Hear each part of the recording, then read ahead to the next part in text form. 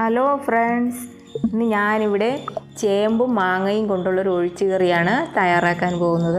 വളരെ സ്വാദിഷ്ടമായിട്ടുള്ളൊരു കറിയാണിത്. അതിനായി ഞാനിവിടെ ഒരു 1.5 പീസ് വലിയ ചേമ്പാണ് എടുത്തിട്ടുള്ളത്. നിങ്ങൾക്ക് ഇതിന് പകരം ചെറിയ ചേമ്പും എടുക്കാവുന്നതാണ്. ഒരു മാങ്ങയും എടുത്തിട്ടുണ്ട്. മാങ്ങ അതിൻ്റെ പുളിക്കനുസരിച്ച് എടുക്കാവുന്നതാണ്. ചേമ്പ് തൊലി കളഞ്ഞ ശേഷം മുഴുവനോടെ കഴുകണം. കഴുകിയതിന് ശേഷമാണ് കട്ട് ചെയ്യാനുള്ളത്. ഇവിടെ ഞാൻ 2 മാങ്ങയും ചേമ്പും കട്ട് ചെയ്ത് വെച്ചിട്ടുണ്ട്. ഈ സൈസിൽ നിങ്ങൾ കട്ട് ചെയ്തെടുക്കുന്നതായിരിക്കും നല്ലത്. തീരെ വലുതുമല്ല ചെറുതുമല്ല. ഒരു പാനിലേക്ക് ഈ ചേമ്പ് ഇട്ട് കൊടുക്കാം. നമുക്കിനി ഇത് നമുക്കൊന്ന് വേവിച്ചെടുക്കാം. ഇതിലേക്ക് നമുക്ക് ആവശ്യത്തിന് വെള്ളം ചേർത്ത് കൊടുക്കാം. ഇവിടെ ഞാൻ 1 കപ്പിൽ കൂടുതൽ വെള്ളം ചേർത്ത് കൊടുത്തിട്ടുണ്ട്. അത് നിങ്ങൾക്ക് അതനുസരിച്ച് എടുക്കാവുന്നതാണ്. ഇതിലേക്ക് ഒരു 5 പച്ചമുളക് ഞാൻ കട്ട് ചെയ്തിട്ടിട്ടുണ്ട്. ഇത് നമുക്കൊന്ന് കുക്ക് ചെയ്തെടുക്കാം. ആ സമയം കൊണ്ട് നമുക്ക് അരപ്പ് തയ്യാറാക്കാം. 1 അല്ലി വെളുത്തുള്ളി ഞാനൊന്ന് ചതച്ചിട്ട് കൊടുത്തിട്ടുണ്ട്. 1 ഗ്ലാസ് തേങ്ങയാണ് ഞാനിതിനെടുത്തിട്ടുള്ളത്. ഇതിലേക്ക് 1/4 ടീസ്പൂൺ ജീരകപ്പൊടി ഞാൻ ചേർത്ത് കൊടുത്തിട്ടുണ്ട്. നമുക്കിനി 1/4 ടീസ്പൂൺ മഞ്ഞൾപ്പൊടി കൂടെ ചേർത്ത് കൊടുക്കാം. ഇത് വെള്ളം ചേർത്ത് നമുക്ക് നല്ലതുപോലൊന്ന് അരച്ചെടുക്കാം. ഈ സമയത്ത് ചേമ്പ് പകുതി വെന്തിട്ടുണ്ട്. ചേമ്പ് കൂടുതൽ അങ്ങ് വെന്ത് പോകാൻ പാടില്ല, അത് പ്രത്യേകം ശ്രദ്ധിക്കുക. ഇവിടെ ചേമ്പ് പകുതി വേവായിട്ടുണ്ട്. അതിലേക്ക് നമുക്ക് മാങ്ങ ഇട്ട് കൊടുക്കാം. ഇത് നമുക്കൊന്ന് വേവിച്ചെടുക്കാം. ഇത് നമുക്ക് ഒരടപ്പ് കൊണ്ട് അടച്ചു കൊടുക്കാം. അല്പനേരം ഒന്ന് വെന്ത് കിട്ടട്ടെ.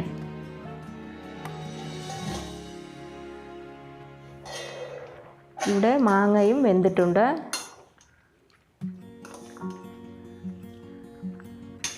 ഇതിലേക്ക് നമുക്ക് ആവശ്യത്തിന് ഉപ്പ് ചേർത്ത് കൊടുക്കാം.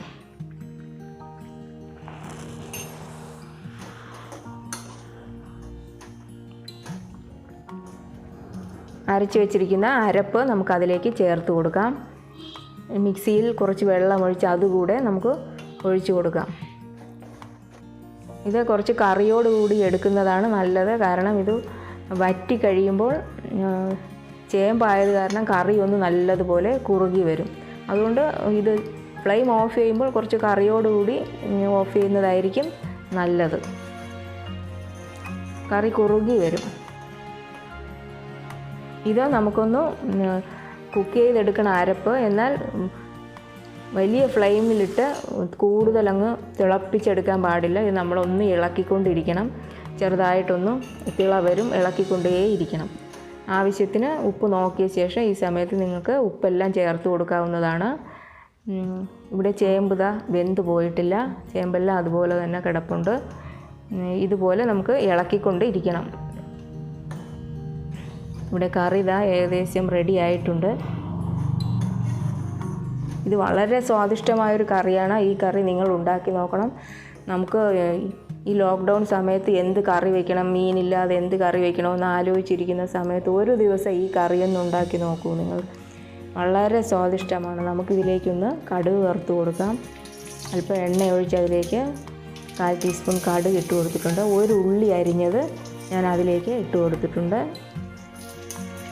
3 ഉണക്കമുളക് മുറിച്ചിട്ട് കൊടുത്തിട്ടുണ്ട്. അല്പം ഉലുവയും ഇട്ട് കൊടുത്തിട്ടുണ്ട്.